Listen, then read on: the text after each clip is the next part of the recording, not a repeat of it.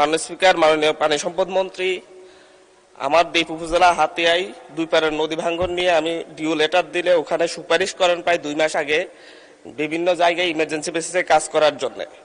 কিন্তু আমার হাতিয়ার একমাত্র চলাচলের পথ আমাদের নলছিড়া ফেরিঘাট এবং চেয়ারম্যানঘাট ফেরিঘাট হুমকির মুখে।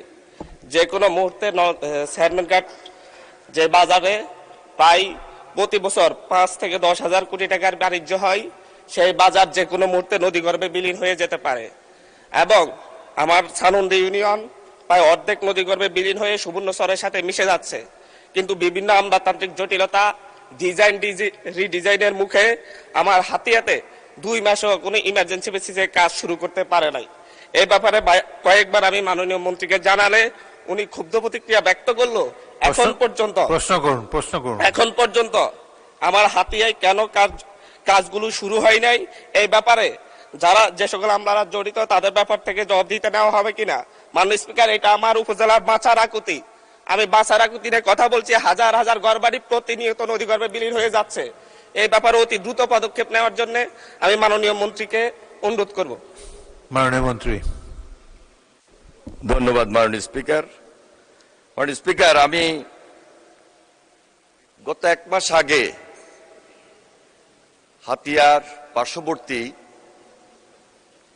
ভূমিহীন বাজার এবং নোয়াখালী সুবর্ণচর সে এলাকা গিয়েছি এবং সেখানে মাননীয় সংসদ সদস্য নিজেই উপস্থিত ছিলেন। তিনি সম্পূর্ণ সময় আমাদের সঙ্গে থাকতে পারেন নাই। আমাদের পার্শ্ববর্তী মাননীয় সংসদ সদস্য মোহাম্মদ শাহজাহান সার্বক্ষণিক সময় ছিলেন।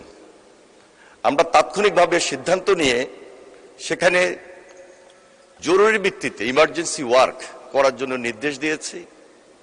ওনার নির্বাচনী এলাকার একটা বাজার, ভূমিহীন বাজার, সেখানে ইতিমধ্যে কাজ শুরু হয়েছে এবং পার্শ্ববর্তী নোয়াখালী সুবর্ণচর সেখানেও কাজ চলমান।